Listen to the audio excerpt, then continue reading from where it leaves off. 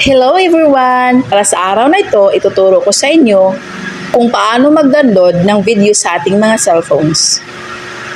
Una, hanapin ang Chrome.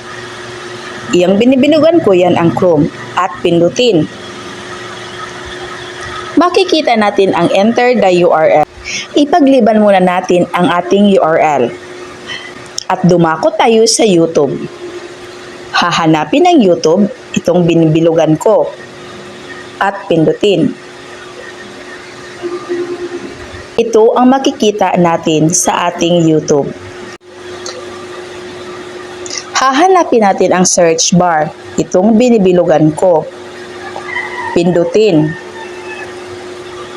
Dito na natin i-type kung ano ang gusto nating video na i-download. Halimbawa, diamond skirting design. Pindutin. Dito natin makikita ang iba't ibang videos na may diamond design. Diamond table skirting. Ito ang ating gustong i-download. So, ito lang ang pindutin natin.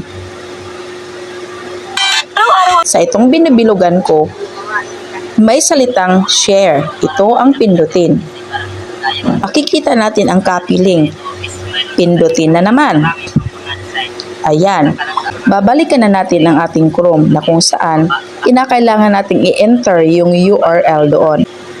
Kaya ayan na. So dahil na-copy na natin ang link, ipipaste na natin dito sa enter the URL.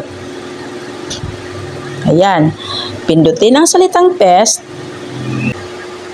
Sa ibabang banda, makikita natin ang salitang download. Pindutin lang natin iyan at antayin.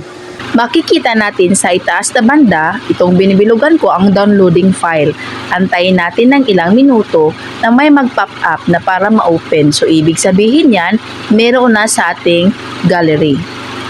Ayan na, may file downloaded open sa itaas banda. Ang ibig sabihin nito, meron na sa ating gallery. Pwede na natin i-check. Ito na nga.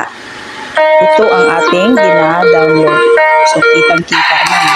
Yan lang po sa araw na ito. Sana may natutunan kayo. Salamat sa panonood. See you on my next video.